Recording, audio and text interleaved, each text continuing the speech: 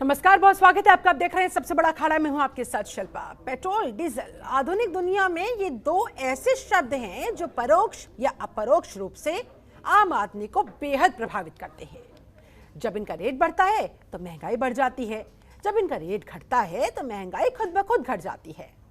आम आदमी के बजट से पेट्रोल डीजल की कीमत सीधे तौर पर जुड़ी हुई है, सीधे तौर पर उनकी जेब इससे जुड़ी हुई है। ऐसे में जब देश में पेट्रोल के रेट 110 के पार पहुंच गया, डीजल 100 के आसपास खड़ा है, तो आम आदमी पर खासा असर देखने को मिल रहा है। महंगाई को चलिए एक तरफ रख देते हैं, पहले बात कर लेते हैं पेट्रोल डीजल के इतने बढ़ते रेट के पीछे की वजह की। तो केंद्र सरकार कहती है कि भाई रूस यूक्रेन युद्ध और कच्चे तेल की बढ़ती कीमतों के चलते तेल के दाम बढ़ाए गए। तो वही राज्य सरकारें कहती है पेट्रोल डीजल पर वो वैट कम कर देंगे तो उनकी आय के साधन कम हो जाएंगे। जीएसटी के दायरे से बाहर होने के कारण तेल पर मनमाना टैक्स वसूला जाता है, जिसके चलते इसकी कीमत से ज्यादा इस पर लगने वाली एक्साइज ड्यूटी और वैट होता है, जिस कारण 40 रुपए के आसपास की लागत वाला पेट्रोल 110 रुपए में आम आदमी को खरीदना पड़ता है। खैर, राहत की बात यह है पिछले कई दिनों से इसके रेट बढ़े नहीं, लेकिन चिंता वाली बात यह है कि घटे भी नहीं। बुधवार को वैसे तो पीएम मोदी ने कोरोना प्रबंधन को लेकर राज्य संग मीटिंग की थी, लेकिन देश में पेट्रोल डीजल की कीमतों पर कई राज्यों को सुना भी दिया। कोरोना महामारी पर हुई बैठक में कई राज्यों के मुख्यमंत्रियों को संबोधित करते हुए पीएम मोदी ने कहा कि भाई राज्यों ने पेट्रोल डीजल पर वैट नहीं घटाकर अपने नागरिकों को लाभ नहीं पहुंचाया, बल्कि राजस्व कमाने का काम किया। पीएम ने कहा वैश्विक संकट में केंद्र और राज्यों को मिलकर आगे आने की जरूरत है। पीएम ने राज्यों को नसीहत देते हुए कहा वैश्विक परिस्थितियों के बीच केंद्र सरकार ने पिछले साल नवंबर में ही पेट्रोल डीजल पर एक्साइज ड्यूटी घटा दी थी, लेकिन कई राज्यों ने ऐसा नहीं किया।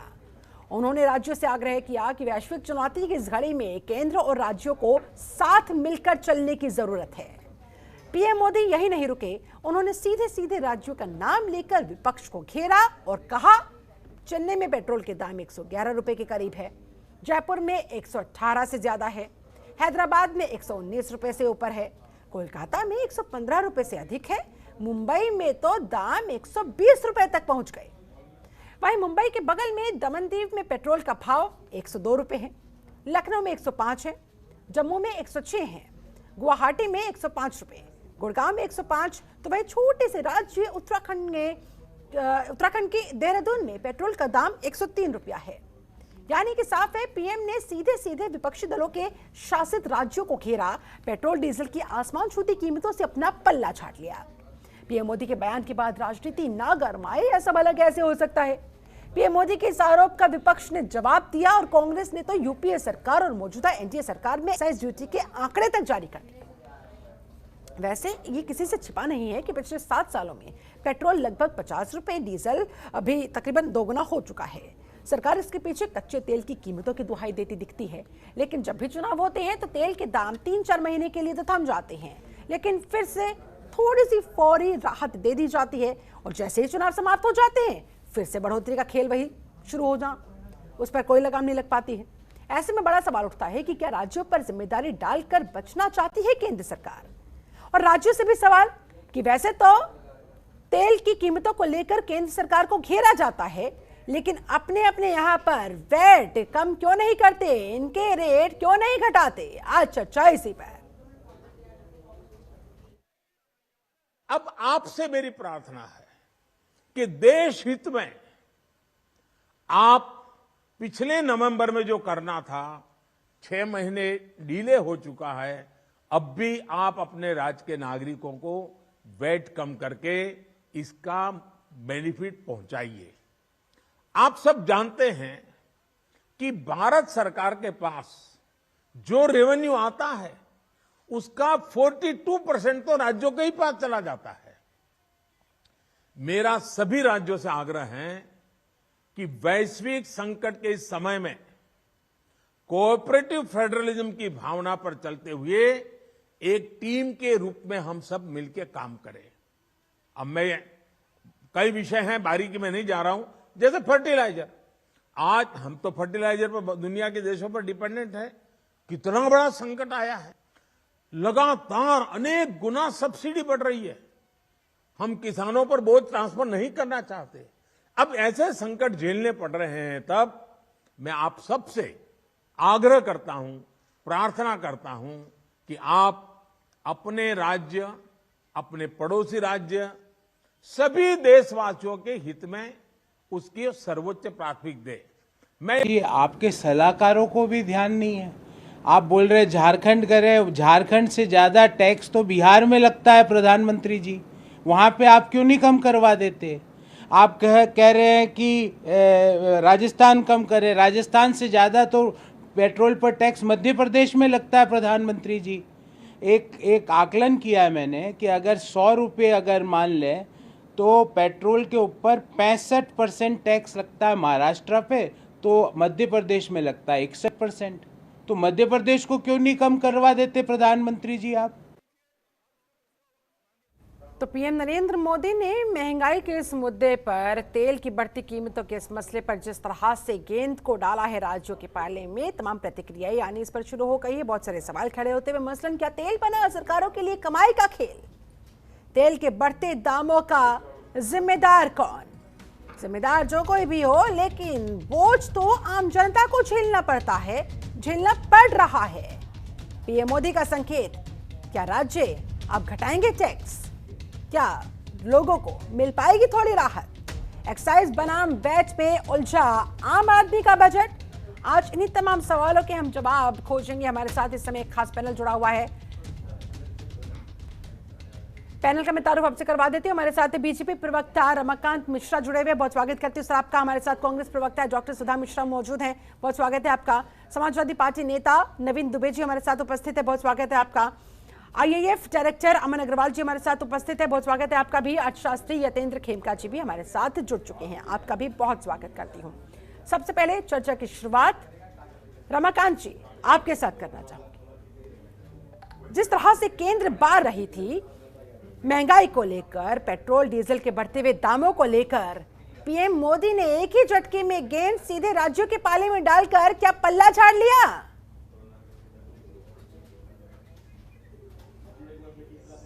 देखिए शिल्पा जी, यहाँ पर हम सबको समझने की जरूरत है, जो कि जब नवंबर में एक्साइज ड्यूटी घटी थी 5 रुपए और क्रमशः 10 रुपए, जिस तरह से एक्साइज ड्यूटी घटाई थी केंद्र सरकार द्वारा, निश्चित तौर पर अपेक्षा सभी राज्य की जनता और देश की जनता कर रही थी, जो कि अपने अपने राज्यों में सब अपने अपने वैट घटाएंगे।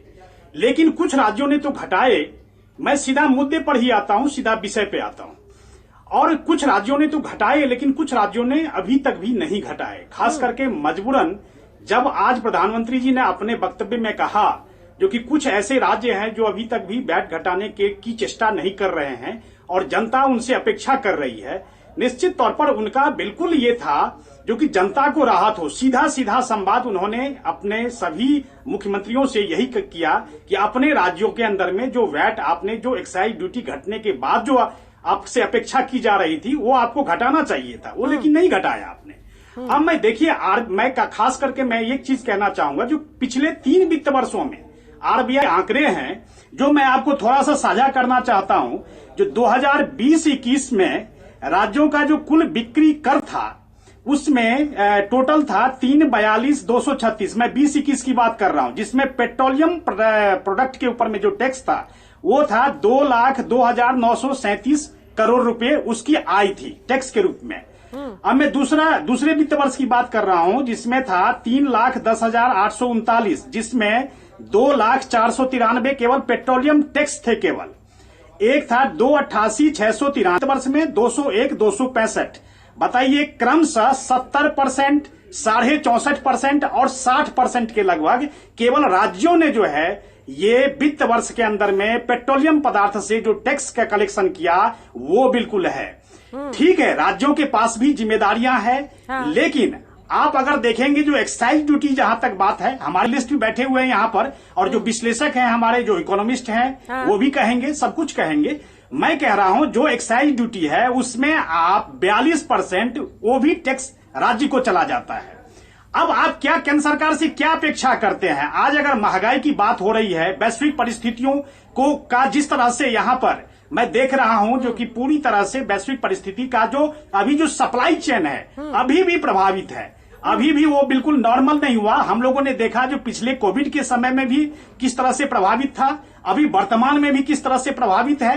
तो निश्चित तौर पर इस अभी चल रहे हैं, इसमें राज्यों की जिम्मेदारी भी बढ़ती है। न कि केंद्र सरकार को आप घेरने के लिए जो है सो चारों तरफ से आप लोग घेरते हैं, लेकिन राज्य अपनी जिम्मेदारी अगर समझे, अपेक्षा यही है जो राज्य अपने वैट को और अगर जो बचा कुछ फायदा राज्य के खाते में जा रहा है उसे भी कम कर दिया जाएगा, उसमें भी अगर कटौती कर दी जाएगी तो आय अल्टीमेटली राज्य को चलाने के लिए, खर्चों को चलाने के लिए केंद्र से ही मांगना पड़ेगा।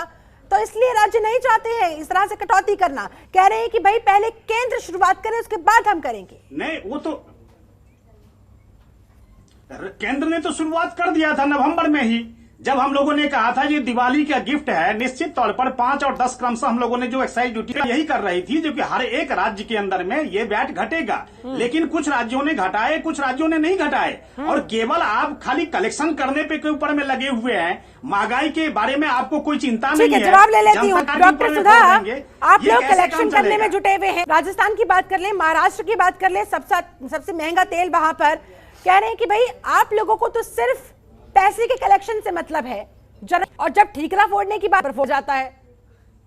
जहां तक बात है ना कि 2014 में इतनी तपस्या के बाद प्रथमता मिली, और हमें अभी मालूम चला है कि पेट्रोल के लिए आप जानते हैं कि उसका जो कारण है, होते हैं प्रधानमंत्री नहीं होते हैं, ये हमें प्रथमता मालूम चला है। तो आप सबको बधाई है ना, इतनी बड़ी हमसे जो जानकारी मिली कि आप जानते हैं कि फायदा है वो उनको चाहिए, क्योंकि ये जीएसटी में नहीं लाएंगे। लेकिन इतनी बड़ी बातें आप कहाँ से हैं, मतलब हास्यास्पद इसलिए हो, लोगों को बता रहे हो आप जो जितने रुपए आप लेके अपना पैट लेके चले जा रहे हो, सेफ ले रहे हो, उसकी कोई बात नहीं है। लेकिन बातें मतलब सुन लीजिए, लगता है करे आजाद तो 2014 में हम लोग हुए, हमें तो मालूम है कि केंद्र सरकार इसके लिए कारण है, केंद्र सरकार कोई कारण नहीं है, आज मालूम चला। और जो हमारे भाई बात कर रहे थे, बताइए कि इतनी बड़ी बातें करने के बाद तथ्यों पे जब बात होती है, जीएसटी कहा गया, जीएसटी में लाइए ना, केंद्र सरकार में आप कैसी बातें कर रहे हैं, आप बातें ऐसी कर कैसे लेते हैं, सारी बातों का निचोड़ देना, महंगाई क्यों बढ़ रही है, जीएसटी में लाने की बात हो, क्या कोई आप केंद्र सरकार हो, आप केंद्र वर्सेस राज्य की लड़ाई खत्म ही हो जाए रमाकांत जी, अगर जीएसटी के दायरे में पेट्रोल डीजल की कीमतों को लाया जा सके, इस पर तो आप लोग मुंह पर टेप लगा लेते हैं। शिल्पा जी, मैं कह रहा हूं कौन सा राज्य ऐसा है जो जीएसटी को में लाने के कोशिश की जब की जाती है तो कौन सा राज्य सबसे पहले विरोध करता है? मैं सुधा जी से मैं पूछना चाहता हूं।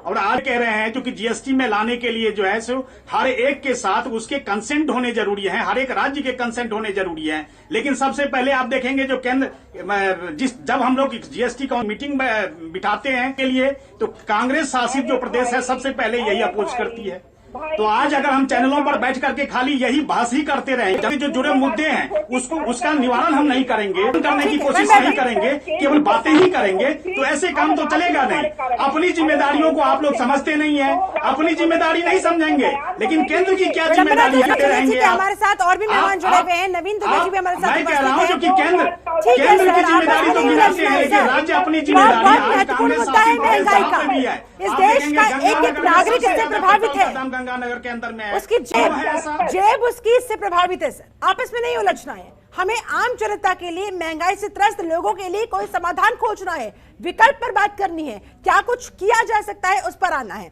नवीन दुबे जी भी हमारे साथ लगातार जुड़े। नवीन जी, इसकी जिम्मेदारी, उसकी जिम्मेदारी, आखिरकार किसकी जिम्मेदारी? देखिए, निश्चित तौर पर जो सरकार केंद्र में होती है, जिसका नेतृत्व होता है, जो नेतृत्व करते हैं, मूलतः इस देश की समस्त व्यवस्थाओं की अच्छे की भी जिम्मेदारी का श्रेय उनको जाता है। और अगर कुछ गड़बड़ हो रहा है, जिस तरीके से महंगाई बढ़ रही है, निश्चित तौर पर निर्विवाद रूप से मोदी सरकार इसकी जिम्मेदार है, पहली बात।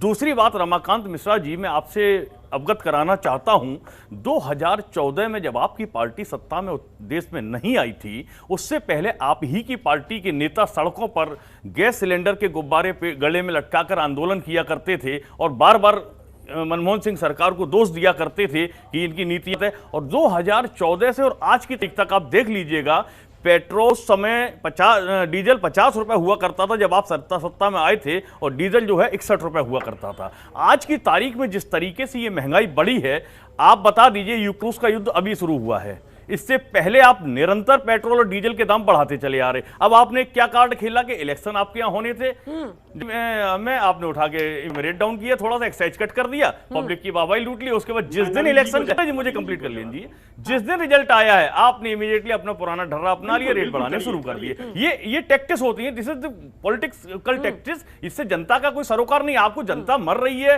उसके घर में रोटी है नहीं है, चूल्हा जल रहा नहीं जल रहा है, सरकार का कहीं कोई सरोकार नहीं है। आप आइए, थोक महंगाई दर भाई साहब बहुत बड़ी चीज है। आप भारतीय जनता पार्टी के प्रवक्ता हैं, समझते होंगे इसको। 16% के आसपास है। आज की तारीख में 14.6% अखबारों ने पिछले 1.5 महीने पहले बताई थी। आप बताइए 6% ये बढ़ गई है, किस वजह से बढ़ी है? कहा कि भाई नवंबर में जब हमने किया तो जिन राज्यों ने उस समय नहीं किया था, कम से कम पहले वो राज्य तो सामने आए और करके दिखाए।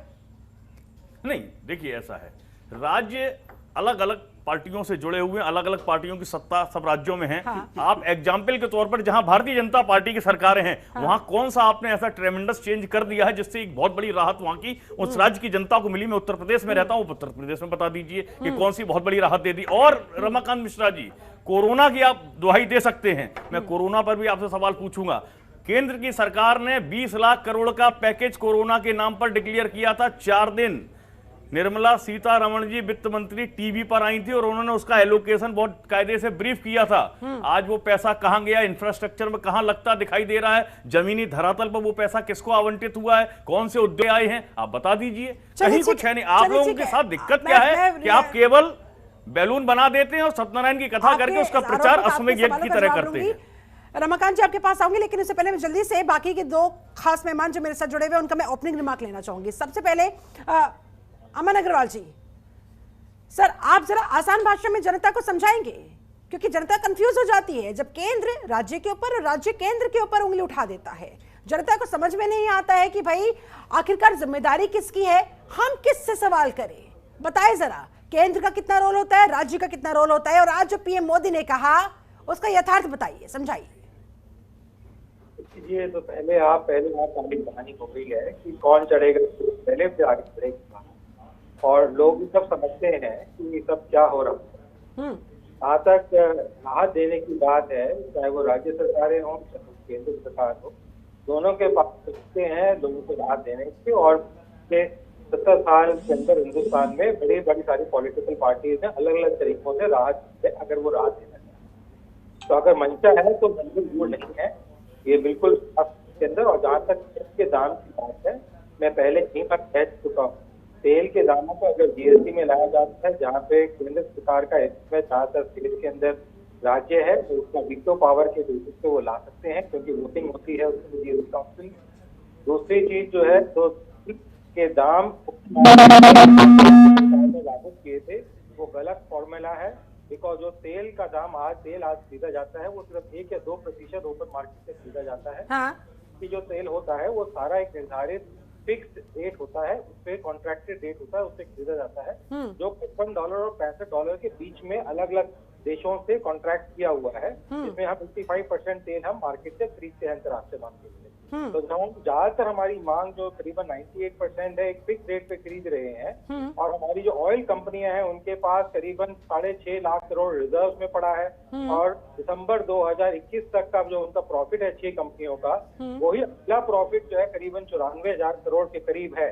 तो अगर जब इतना है, तो अगर 10, 15, 20 हजार करोड़ अगर 1-2 महीने में, 3 महीने में, 4 महीने में, 6 महीने में लॉस भी हो जाएगा, हाँ। तब तो नेट प्रॉफिट में रहेंगे, तो कहीं उनको लॉस नजर नहीं आएगा। हाँ। तो इसलिए ये कहना कि जो है आपको नुकसान हो रहा है। और इसके अलावा एक जो ऑयल पूल अकाउंट जो भारतीय संस्थान ने 1989 में सजेस्ट किया था, एनडी तिवारी साहब ने इम्प्लीमेंट किया था उसको, उसमें पिछले 2 साल के अंदर ही, सिर्फ इससे पहले भी पैसा होगा, पिछले 2 साल के अंदर ही करीबन जो है 4.5 लाख करोड़ के करीब पैसा इकट्ठा हुआ है, जो एक्साइज के एक्सेस जो रेट होता है उसको लगाती है।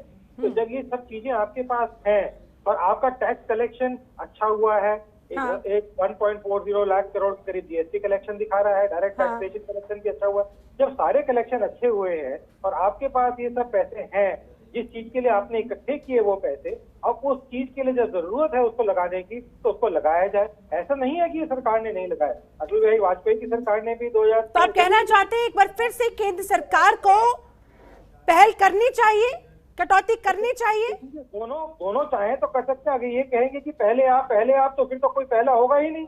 क्योंकि कोई करेगा ही नहीं इसके अंदर। क्योंकि कोई करना नहीं चाहता है यहाँ पे, उसको क्या फर्क पड़ता है? क्योंकि उन्होंने देखा है कांग्रेस के टाइम पे प्लानिंग कमीशन ने एक इन्फ्लेशन की रिपोर्ट निकाली थी 2011 में। उससे दिखाया गया कि जो एवरेज इन्फ्लेशन है पिछले 2007 से 50 से लेके 2008 10 11 तक लेके करीबन 8 से 10% रहा है।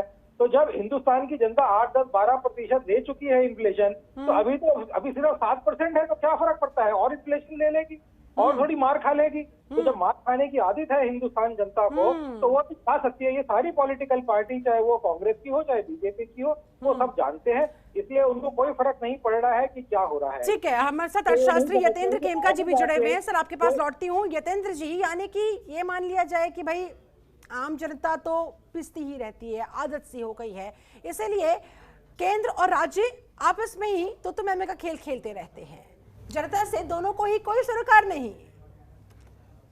चक्कर यह है कि इस सारे मामले में राजनीति ज़्यादा हो रही है और मिल बैठ के कोई जनता की भलाई के लिए डिसीजन और महंगाई को काबू करने के लिए डिसीजन वो ना कोई पहले वाली सरकारें लेती थी, ना राज्य सरकारें लेती हैं और ना केंद्र सरकार कोई काम कर रही है। मेरा ये मानना है कि स्कोप है, और क्योंकि जो जितने भी टैक्सेस हैं वो सब जानते हैं, इसमें कोई डिबेट की बात नहीं है कि इसमें राज्यों का भी हिस्सा 42% जैसे प्रधानमंत्री ने भी कहा है, और सभी लोग जानते हैं इस बात को कि एक्साइज जितनी 34 रुपए 35 रुपए जो भी सरकार लेती है, उसमें 42% तो जाता ही है राज्यों को, और साथ में जो वैट ले रही हैं वो भी राज्यों के पास ही रहता है। तो दोनों मिला के जो केंद्र सरकार के पास टैक्स है वो कम हो जाता है और राज्यों के पास ज्यादा टैक्सेस ऑन द पेट्रोल चला जाता है। अच्छा। मान लो कि अगर 60-65 रुपए का टैक्स है तो उसमें से 25 रुपए राज्यों के केंद्र के पास रहता है और करीब करीब 40 रुपए के करीब राज्यों के पास चला जाता है उसमें से। अच्छा। तो राज्यों के पास उसको कम करने का स्कोप ज्यादा है। अच्छा। और उसमें केंद्र सरकार को भी पहल करनी चाहिए इस एक्साइज ड्यूटी में। अगर रेट 100 रुपए पे एक टैक्स लगता है 35% और वही 80 रुपए पे लगता है जो पहले लग रहा था, तो उसकी वैसे ही वो ज्यादा हो जाता है, डबल तरह से ज्यादा हो जाता है वो प्रैक्टिकली। तो हमारे को ये सारी कैलकुलेट करके कुछ टेम्परेरी पीएसयू ऑयल मार्केटिंग कंपनियों को काफी प्रॉफिट आ रहा है और ये सारी ठीक है, उनके दर्द काफी थे।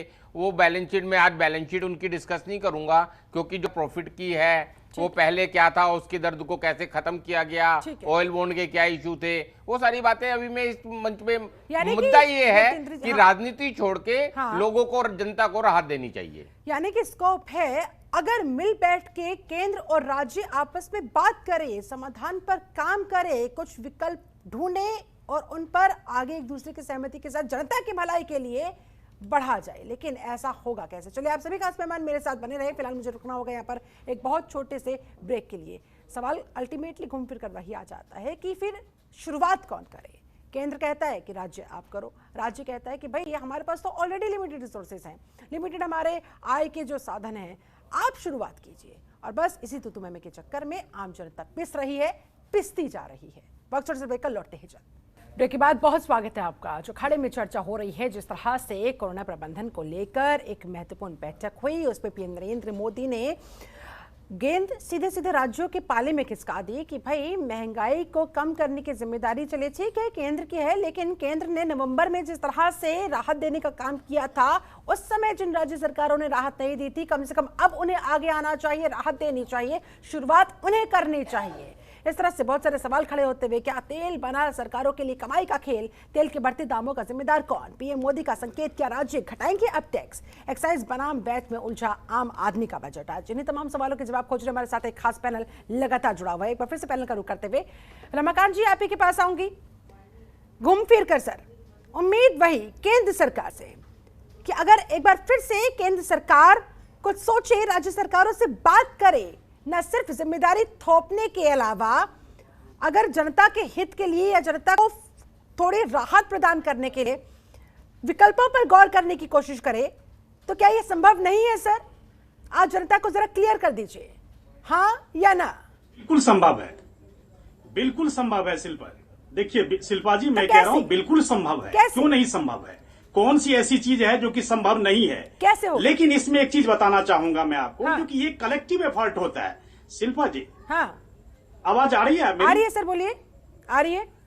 हाँ, मैं कह रहा हूं कि ये कलेक्टिव एफर्ट होता है। ये राज्यों की भी जिम्मेदारी होती है और केंद्रों की भी जिम्मेदारी होती है। अभी मैं नवीन जी 2-4 प्रश्न उन्होंने किया था और मैं नवीन जी को कहना चाहूंगा, जो आज वो यूपी की बात कर रहे थे, मैं कह रहा हूं यूपी में क्या रेट है? 105 रुपए रेट है, दिल्ली में 105 है। तो जिस राज्यों ने वैट घटाए वहां पर देखेंगे 100-105 के आसपास के लगभग उसी के रेट है। लेकिन जिन राज्यों में, मैं तो कहता हूं, जब एक्साइज ड्यूटी घटी थी और सारी जनता यही समझ रही थी जो कि अपने अपने राज्य के वैट जरूर अपने अपने राज्यों में घटाने की कोशिश करेंगे, लेकिन बहुत ऐसे राज्य हैं जो अभी जनता को यही नहीं पता, जो कि बहुत ऐसे राज्य हैं जिन्होंने वैट घटाए ही नहीं।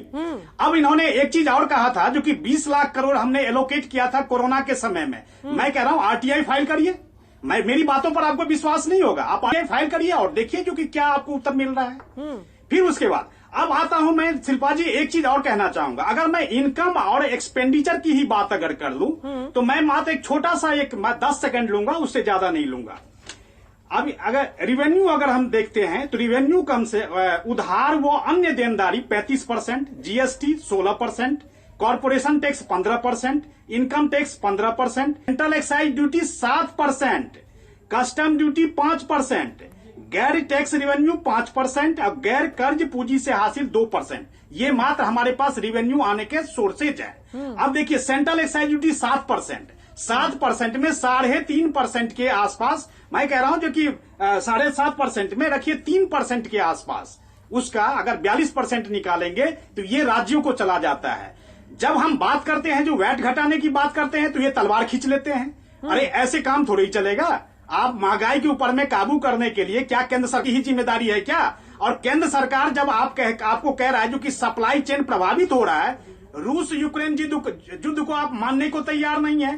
कोरोना के समय में किस तरह से पोजीशन हुआ था, किस तरह से सप्लाई चेन प्रभावित हुआ था, सवाल ये खड़े हो रहे हैं कि जब रूस यूक्रेन युद्ध नहीं भी हो रहा था तब कहां राहत मिल पा रही थी? तभी तो दाम बढ़ते ही जा रहे थे ना। चलिए ठीक है सर, लेकिन आप मुझे ये बताइए, मैं आऊंगी नवीन जी, आपसे मैं रिएक्शन लूंगी, लेकिन उससे पहले जीएसटी को लेकर और पेट्रोल डीजल के दामों को डिसेंट्रलाइज करने को लेकर क्या मत है आपका? रमाकांत जी, क्या मत है आपकी पार्टी का? क्या इन विकल्पों पर काम होगा या आंखें मूंद ली जाएगी? मैं कह रहा हूं शिल्पा जी, सरकार इतनी संवेदनशील है, जो अगर आप देखेंगे जो वैश्विक स्तर पर जिस तरह से महंगाई बढ़ी है, 40 साल का रिकॉर्ड टूटा है। अमेरिका हो, चाहे यूके हो, चाहे फ्रांस हो, कहीं की बात कर रहा हूं मैं। और अगर आप भारत के अंदर में देखें तो उस तरह की वो स्थिति नहीं आई है। ये सरकार की संवेदनशीलता है। जो हम अपेक्षा कर रहे थे उससे ज्यादा नहीं बल्कि कम है। महंगाई दर बिल्कुल कम है। आरबीआई ने जो एक रेट तय कर रखा था जो 6% के आसपास खुदरा महंगाई दर, आज हम देख रहे हैं 6.95 के आसपास है। ये बहुत कम है। मैं कह रहा हूं इससे ज्यादा हम लोग अपेक्षा कर रहे थे, लेकिन इसको फिर भी सीमित किया गया है। ये फिर भी सीमित है हमारे देश के अंदर में। ठीक है नवीन दुबे जी, आपका रिएक्शन जल्दी से। ऐसा लग रहा है कि भाई तेल और सियासत में मानो कंपटीशन छिड़ा हुआ है, कौन ज्यादा? रमाकांत जी, मैं बड़ा सरल भाषा में, देखिए देश की जनता बहुत सरल भाषा में समझती है। आप बहुत अर्थशास्त्र की भाषा में और आंकड़ों की और प्रस्तुत की भाषा में यहाँ सेमिनार जैसा आयोजित कर रहे हैं, उसको सब जनता नहीं समझती है। जनता इस बात जानती है। आपने उत्तर प्रदेश का उदाहरण दिया। क्या 105 रुपए में आप कहते हैं कि पेट्रोल बिक रहा है, 95-96 रुपए डीजल बिक रहा है, इज इट जस्टिफाइड प्राइस? इससे क्या महंगाई अन्य चीजों की नहीं बढ़ रही है, खाद्य पदार्थों की नहीं बढ़ रही? जनता के ऊपर एक बोझ नहीं पड़ रहा है? आप कहीं से राहत देने के लिए कोई ब्लूप्रिंट तैयार करिए, आप उस पर सोचिए, आप एक प्लान लेके आइए, सारे राज्यों को बुलाइए, बैठ के डिस्कस करिए उनके साथ में। भाई अल्टीमेटली आपकी सरकार भी, आप दावा करते हैं जनहित के लिए सरकार है, और हर सरकार राज्य की दावा करती है कि वो जनहित के काम करने के लिए बैठी है, तो कंट्राडिक्शन क्यों आ रहा है भाई साहब? मैं ये कहता हूं आप बैठिए सारी, और लाइव डिस्कशन में आप करिए ना, उसमें क्या दिक्कत है? आप बंद कमरे में बैठक क्यों करना चाहते हैं? आप लाइव डिस्कशन करें प्रधानमंत्री जी में, सारे मुख्यमंत्रियों। जिसके बाद डॉक्टर सुधा मिश्रा आपके पास आ रही हूं। मैं कह रहा हूं नवीन जी की बात बिल्कुल बहुत सही बात इन्होंने कही है, जो कि महंगाई के ऊपर में बिल्कुल लाइव डिस्कशन होना चाहिए। और ये देखे जो किसके पीछे में क्या छिपा हुआ ये एजेंडा है, क्या वो जनता के सभी मुद्दे के लिए संवेदनशील है, क्या जनता ने जो महंगाई को दो चार जो होना होता है उसको प्रतिदिन जो आज उनके छिपे हुए एजेंडे को निश्चित लाइव डिस्कशन होना चाहिए। और मैं इस चीज से बिल्कुल इत्तेफाक रखता हूं नवीन जी आपका, जो कि बिल्कुल होना ही चाहिए और जनता को राहत मिलनी चाहिए। अरे कह तो हर कोई जनता को राहत मिलनी चाहिए, लेकिन मिले कैसे, इस पर काम करने के लिए कोई तैयार नहीं है। ठीक है डॉक्टर मिश्रा, आम जनता फिर किससे एक्सपेक्ट लगा के बैठी, उम्मीदें किससे लगाए, एक्सपेक्टेशंस किससे लगाए? एक्चुअली जो सरकार में है जो कर सकते हैं वो बात कर रहे हैं, करना चाहिए। हाँ, प्रेस वार्ता का जो एक था कि हम प्रश्न पूछते थे, लोग उत्तर देते थे, ये यहाँ पे खत्म गया। सीधे मन की बात होती है, तुम्हें सुनना है, तुम्हें पूछना कुछ नहीं है। ये स्थिति डेवलप हो चुकी है। आप जानती हैं अपने देश के 45 करोड़ लोगों ने नौकरी की तलाश छोड़ दी, क्योंकि उन्हें सिर्फ सुनना है, उन्हें कुछ मिलना नहीं है। अभी इतनी बड़ी बड़ी बातें हमारे भाई ने कहा, मैं सिर्फ 4 सवाल पूछना चाहती हूँ इनसे। पेट्रोल डीजल के दाम के लिए तेल केंद्र खरीदता है या राज्य? पहला प्रश्न है कि तेल खरीदता कौन है। दूसरा प्रश्न है कि तेल के भाव केंद्र तय करता है या राज्य सरकार करती है। तीसरा है कि तेल कंपनियां राज्य सरकारों की है या केंद्र सरकार की है। चौथा मेरा प्रश्न है कि चुनाव के वक्त तेल के दाम के बढ़ने को केंद्र रोकता है या राज्य सरकारें? इतने प्रश्नों का उत्तर तेल कंपनियां जो ये देंगे, हाँ जो ये देंगे नहीं तो आपकी सारी बात का उत्तर आपको मिल जाएगा दुहाई देके कि बयानबाजी। क्योंकि हमारे जो माननीय प्रधानमंत्री जी हैं तेजस्वी प्रतापी, उनके आने हमने प्रथमता ये महसूस किया कि केंद्र सरकार इसमें कुछ नहीं कर सकती है। और अधिकतर राज्यों में क्योंकि कांग्रेस की सरकार है और वही दोषी है, क्योंकि केंद्र में थी वो दोषी थी। अब अधिकतर जगहों पे क्योंकि कांग्रेस की सरकार इनको दिख रही होगी, क्योंकि अधिकतर राज्यों ने ये नहीं किया, अधिकतर राज्यों ने वो नहीं किया। अरे तो आप केंद्र में बैठे हैं, क्या आप इतना आप कहते हैं समझ गए होंगे रमाकांत जी? नहीं, तंजी भी समझ गए होंगे। और 4 सवाल जो पूछा है डॉक्टर सुधा मिश्रा ने, टू द पॉइंट जवाब भी आपसे उम्मीद कर रहे हैं। ठीक है, बिल्कुल टू द पॉइंट ही जवाब दूंगा मैं, बिल्कुल टू द पॉइंट जवाब दूंगा। बिल्कुल भाई, जरूरी है। शिल्पा जी अभी ये खाली कह रहे थे केंद्र की क्या जिम्मेदारी है तेल का, चाहे वो टैक्स हो चाहे ये। मैं कह रहा हूं ठीक है केंद्र की पूरी जिम्मेदारी है, जिन्होंने जो प्रश्न किया है उन्होंने केंद्र की जिम्मेदारी है। लेकिन जो लोकल बैट है, जो लोकल टैक्स है, वो क्या केंद्र तय करता है क्या? आज आप अगर देखेंगे जो एक्साइज ड्यूटी और प्लस अगर टैक्स, अगर लोकल टैक्स अगर देखेंगे तो निश्चित तौर पर आपको फर्क नजर आ जाएगा। और उसमें अगर आप देखेंगे कहीं पे भी अगर 5 रुपया है तो 60 से 70 रुपए के आसपास कम से कम जाकर के लोकल राज्यों को जाता है टैक्स, और केवल 25 से 30 रुपए पर केंद्र के पास आता है। तो इसीलिए लोकल जो टैक्स है उसको आप निर्धारित करिए। और निश्चित तौर पर जो जैसे केंद्र ने सेंट्रल एक्साइज ड्यूटी घटाई थी नवंबर के अंदर में, हम और अपेक्षा करते हैं, हम और अपेक्षा करते हैं। कौन इसे घटा सकता है, कौन इसे बढ़ा सकता है? मैं रुक करूंगी अमन अग्रवाल जी का भी, यतेंद्र जी का, लेकिन उससे पहले डॉक्टर सुधा मिश्रा आप जो कहना चाह रहे हैं, 10 seconds you are having.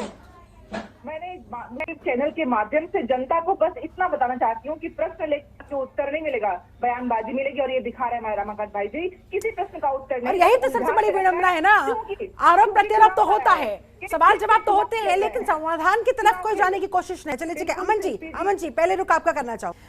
VAT को लेकर आखिरकार रेगुलेशन होता कैसे है, कौन इसे रेगुलेट करता है, और क्या ये राज्य सरकारों के हाथ में सीधे सीधे है कि अपनी मनमर्जी से इसको घटा दिया जाए कि जनता को कुछ राहत मिल जाए? देखिए जी, वैट तो राज्य सरकारों के उसके हाथ में ही है। पर ऐसा है कि बड़ी सारी, जैसे मैं पहले भी बता चुका हूँ, ऑयल पूल अकाउंट में अगर इतना पैसा पड़ा है 4.5 लाख करोड़ कम नहीं होता है, और पिछले 2 साल का इकट्ठा किया हुआ पैसा है, उससे पहले भी इकट्ठा किया होगा। तो जब तेल के दाम 19.5% पहुंच गए थे डॉलर, तब भी तो इकट्ठा कर रहे थे ना। तो जो इकट्ठा किया पैसा, उस पैसे को आजकल क्यों नहीं इस्तेमाल करते हैं? तो जीएसटी में जैसे मैंने बताया कि वोट के द्वारा जब ये सरकार ने, राज्य सरकार ने इतने बड़े बड़े काम कर लिए, इतने सारे कठिन जो पिछले 70 सालों में नहीं हो पा रहे थे, सरकार ने किसको दिखाए, रिफॉर्म्स करके दिखाए। तो ये इसको वोट के द्वारा एक नियमित तरीके से जो वोट की प्रक्रिया रखी हुई है उसके द्वारा जीएसटी के अंदर नहीं लाया जाता, ना तेल को लाया जा रहा है ना शराब को लाया जा रहा है। ये दो चीजें हैं जो सबसे ज्यादा रेवेन्यू देती हैं, बिल्कुल, को भी और सेंटर को, दोनों को देती हैं। हाँ। तो जब ये दोनों को दे रही हैं सबसे ज्यादा, तो यहाँ पे आम आदमी को तो नहीं देखा जा रहा है कि आम आदमी की भलाई क्या है। यहाँ पे तो फिर अपनी जो जेब देखी जा रही है सर, चाहे वो राज्य सरकार हो चाहे वो। ठीक है सर, इस आपके सब रमाकांत जवाब चाहूंगी आपसे। एक चीज जो मैं कहना हाँ, बोलिए। देखिए जी, प्रधानमंत्री जी ने अब ये विषय को उठाया है तो कम से कम कुछ जो है देखने को आगे हमें हो सकता है मिले। पहली चीज। दूसरी चीज ये है कि IMF में भी अभी, क्योंकि वर्ल्ड बैंक IMF की मीटिंग, ज्वाइंट मीटिंग हुई थी जहाँ पे निर्मला सीतारमण जी गई थी, वहाँ पे भी ये कहा गया है कि जो इन्फ्लेशन बढ़ता जा रहा है और जो हेडलाइन इन्फ्लेशन की तरफ बढ़ोतरी हो रही है, वो इन्फ्लेशन जो है हाथ से निकल जाएगा अगर ये पेट्रोल के दाम और ये सिर्फ ऑयल यूं ही बढ़ते चले गए, अगर इनमें यूं ही आग लगती चले गए। चलिए रमाकांत जी, हम देखते हैं कि प्रधानमंत्री जी भी ठीक है रमाकांत जी, ठीक है, आप लोग ठीकरा फोड़ रहे हैं कि भाई युद्ध छिड़ा हुआ है रशिया के बीच, यूक्रेन के बीच में, हमारे हाथ में कुछ नहीं है, पूरे विश्व में इसकी मार पड़ रही है, उसमें हिंदुस्तान भी शामिल है। चलिए ठीक है, क्राइसिस का समय है, समझ में आ रहा है, लेकिन जो मैंने कही कि जब नॉर्मल समय था और जब रिवेन्यू कलेक्ट किया गया था तो क्राइसिस के समय में उस पैसे का इस्तेमाल करते हुए क्यों नहीं जनता को राहत दे दी जाती? क्यों राज्य से उम्मीदें लगाए बैठे हैं? शिल्पा जी, मैं एक चीज बहुत अच्छा प्रश्न किया आपने। मैं कह रहा हूं जो कि अगर महंगाई को कंट्रोल करनी है, हर एक चेन को व्यवस्थित करना है, तो ये कलेक्टिव एफर्ट होता है, ये केंद्र दोनों की जिम्मेदारी होती है। आप सीधा केंद्र के ऊपर में एक तरफा आप फैसला नहीं ले सकते। आप केंद्र के ऊपर में सीधा तलवार खींच करके आप नहीं बैठ सकते। आपकी भी जिम्मेदारी है। अगर सेंट्रल एक्साइज ड्यूटी घटी तो आपसे भी जनता अपेक्षा करती है जो कि आप अपने लोकल वैट को घटाएं। अभी तक जो यही नहीं पता किस किस स्टेट ने कितने वैट घटाए या नहीं घटाए, आपने देखा होगा। और अभी अगर जब बात कर रहे हैं प्रधानमंत्री, तो उधर ममता बनर्जी जी वहां पर तलवार खींच करके बैठ गई, उधर ठाकरे जी तलवार खींच करके बैठ गए। बात कैसे किया जाए, कैसे बात किया जाए, हम तो यही पूछना चाहते हैं, कैसे बात किया जाए? क्या जनता बात करेगी क्या? ये किसका काम है फिर बात करने का? उस चीज को उठाया ना, उस विषय को उठाया और निश्चित तौर पर उसके ऊपर में काम होगा, निश्चित होगा काम उसके ऊपर। नवीन जी, आपकी बात भी मैं लूंगी, लेकिन अपनी जिम्मेदारी से भाग नहीं सकते। यतेंद्र जी भी लगातार जुड़े हुए। यतेंद्र जी, एक्साइज ड्यूटी को लेकर और वैट को लेकर जरा एक बार फिर से दर्शकों की इसमें स्थिति स्पष्ट करें, किसके पास कितना राइट होता है इन्हें घटाने का, इन्हें बढ़ाने का? देखिए, सबसे पहले तो मैं आपकी स्क्रीन पे पेट्रोल के और डीजल के प्राइजेज आ रहे हैं। यहाँ पर कई लोग कह रहे हैं कि जो बेनिफिट जब नीचे गया तो वो बेनिफिट लोगों को नहीं किया, और मैं यहाँ देख रहा हूँ 16-17 में, 17-18 में 70 रुपये से नीचे पेट्रोल के दाम थे और डीजल उससे भी नीचे था। ठीक है, तो ये बेनिफिट कहीं ना कहीं गया, और जो हमारी बॉन्ड की लायबिलिटी के रूप में मार्केटिंग कंपनी के ऊपर पैसा खड़ा हुआ था, वो सारी लायबिलिटी पे ऑफ हो गई है उससे। और जो ये पेंडेमिक में 2 साल का बिताया है, ये उसी का नतीजा है कि हमने उसको बहुत अच्छे से मैनेज कर रखा था, और इसीलिए एक्स्ट्रा ऑर्डिनरी प्राइजेस अभी बढ़े नहीं है। अब मैं, जहां तक आपका जो प्रश्न है, अगर मान लीजिए कि 60 रुपए पेट्रोल के दाम है बेसिक, और तो उस पे जनरली जो एक्साइज ड्यूटी लगती है 20 रुपए की लगती है, राइट, तो टोटल हो गए 80 रुपए, और जब वैट लगता है तो वो 60 रुपए पे नहीं लगता, वो 80 रुपए पे 25% लगता है। अच्छा। तो वो फिर 20 रुपए हो गया। हाँ। आप बात समझ रहे हैं? तो वो जो 42 और वो कहीं जाके और ज्यादा किट्टी बढ़ती है राज्यों की, तो राज्यों की जिम्मेवारी उसको रिड्यूस करने की ज्यादा है, परंतु राज्य कर नहीं रहे हैं उसको। मैं ये नहीं कह रहा केंद्र को नहीं करना चाहिए, केंद्र को भी करना चाहिए, केंद्र को भी करना चाहिए, और एक स्कोप है कम करने का, आप कहना चाह रहे हैं, राइट? ठीक है, फिर होता क्यों नहीं है? सुधा मिश्रा। बिल्कुल यही मेरा प्रश्न है कि क्या राज्य सरकारों पे आपका नियंत्रण नहीं चल रहा है?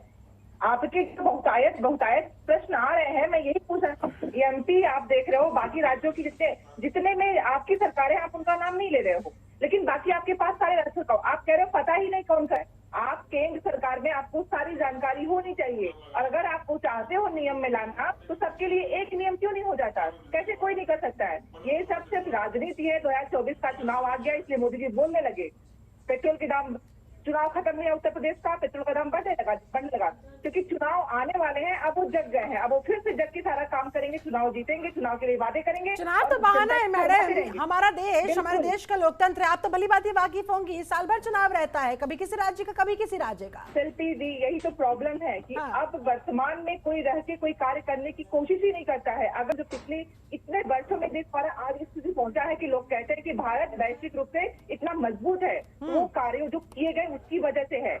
आज हम इस जगह बैठी बात बोल पा रहे हैं क्योंकि सरकारों ने इसके लिए प्रयत्न किया था, तब हमको मिल रहा है।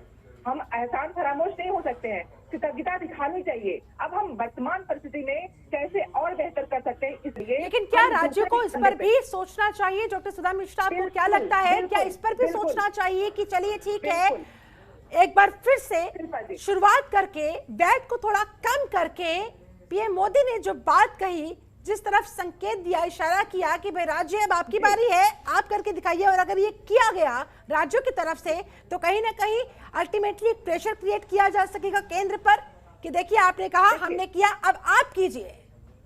बिल्कुल शिल्पा जी, होना चाहिए, लेकिन यहीं पे अगर सारे सरकारों, जो राज्य सरकारें थी, सबका नाम लिया गया होता, यहाँ पे पक्ष विपक्ष को रख के न कहा गया होता, तो शायद लोग विरोध में न खड़े होते। यहाँ पे राजनीति की गई, उन राज्यों को नाम लिया गया जहाँ उनकी सरकार नहीं है। तो ये तो दिखाता है ना कि आप किस चीज को करना चाह रहे हैं। अगर आप बोले कि हमारे भारतवर्ष, और यही हमारे देश का दुर्भाग्य भी कहा जा सकता है, हर चीज में जो राजनीति हावी हो जाती है, कहीं ना कहीं मूल भावना फिर विलुप्त हो जाती है मुद्दे की, मुद्दा ही कहीं ना कहीं फिर खत्म सा होता नजर आता है। चलिए, आप सभी लोग इसमें फाइनल कमेंट चाहूंगी, मेरे पास समय की कमी है, जल्दी से। सबसे पहले नवीन दुबे जी, जाते जाते क्या कहना चाहेंगे? केंद्र से भी, राज्य सरकारों से भी आम जनता को राहत देने के लिए क्या किया जाए? एक सिंगल लाइन में रमाकांत जी, आप सरकार तक ये बात पहुंचाइएगा कि जब पेट्रोल और डीजल के दाम बढ़ते हैं तो वो ट्रांसपोर्टेशन की वजह से हर चीज इफेक्ट होती है।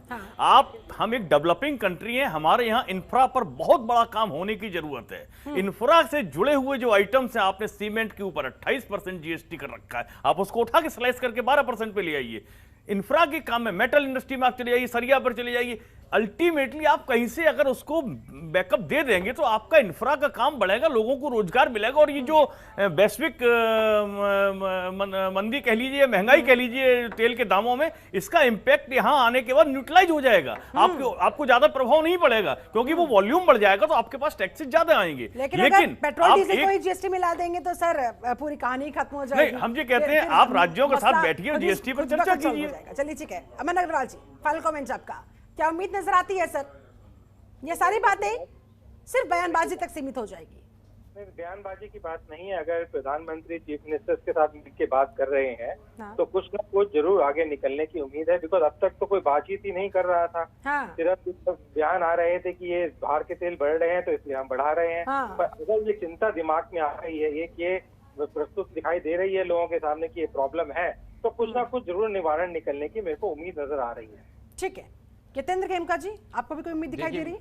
मेरे हिसाब से तो ये प्राइस तो घटने चाहिए और सबको मिल बैठ के डिसीजन लेने चाहिए। और मैंने आपके चैनल पे पहले भी कहा, इस तरह के डिसीजन एक फिस्कल काउंसिल, जीएसटी काउंसिल की तर्ज पे एक फिस्कल काउंसिल का देश में निर्माण होना चाहिए। और इस तरह के डिसीजन जो फाइनेंशियली इम्पैक्ट करते हैं पूरे देश को, वहां पर लिए जाने चाहिए। किसी एक राज्य पे या केंद्र सरकार पे उसको नहीं छोड़ना चाहिए, क्योंकि इसमें सबकी भागीदारी है। और प्रधानमंत्री भी बहुत बार लगातार कहते हैं फेडरल देश है, ये फेडरल सिस्टम है यहाँ पर, और उसकी मर्यादा को रखते हुए सारे डिसीजन मेकिंग देश में होनी चाहिए और उसमें सबकी भागीदारी होनी चाहिए। ठीक है। और आम आदमी को ये जो हम डिस्कस कर रहे हैं इससे कोई लेना देना नहीं है। उसको तो राहत पहुंचनी, राहत से लेना देना है। हाँ, उसको महंगाई से बचाना है, से लेना देना है, जिसमें उसे कुछ पैसों की भी बेशक से सही लेकिन राहत मिलती हुई दिखाई देगी, एक उम्मीद की किरण नजर आएगी। लेकिन वो शुरुआत कहां से हो, केंद्र से हो, राज्य से हो, ये इन दोनों को सोचना होगा आपसी समन्वय के साथ, अपनी अपनी जिम्मेदारी के साथ। डॉक्टर सुधा मिश्रा, फाइनल कमेंट आपका।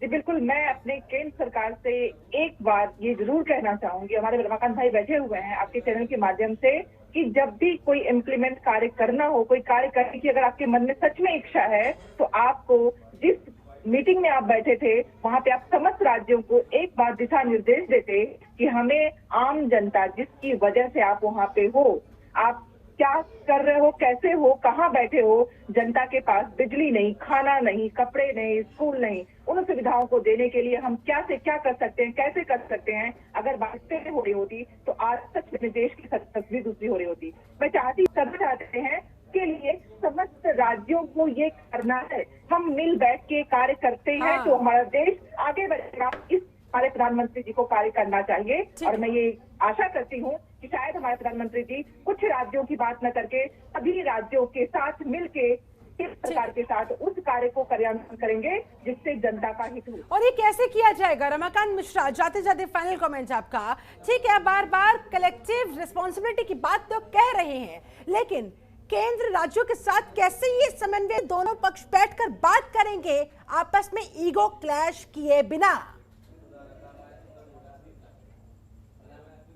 बिल्कुल सही बात है शिल्पा जी, यहाँ पर सबने इस चीज को कहा जो कि कलेक्टिव एफर्ट होनी चाहिए और राज्य के और केंद्र का जो समन्वय है निश्चित तौर पर बरकरार होना चाहिए। और जहां पर ये वैट नहीं घटा है, जनता की जो समस्याएं हैं उनको हम निवारने की कोशिश करें, जनता के मुद्दे को हम निवारने की कोशिश करें और जहां पर वैट नहीं घटा है राहत वहां पर जरूर मिलनी चाहिए, जिससे और भी देश में जहां जहां पर इस तरह की परिस्थिति है, जो स्थिति है, निश्चित तौर पर उससे जनता को राहत मिले।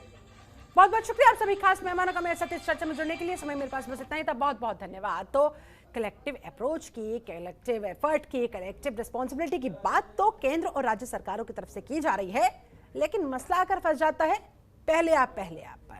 अब इस पहले आप में पहले पहल होगी किसकी तरफ से, यह देखने वाली बात है। फिलहाल मेरे साथ इस चर्चा में जुड़ने के लिए आप सभी का बहुत शुक्रिया। बने रहे जनतंत्र टीवी के साथ। नमस्कार। खबरों के निष्पक्ष विश्लेषण के लिए सब्सक्राइब करें Jantantra TV and press the bell icon. Never miss any update.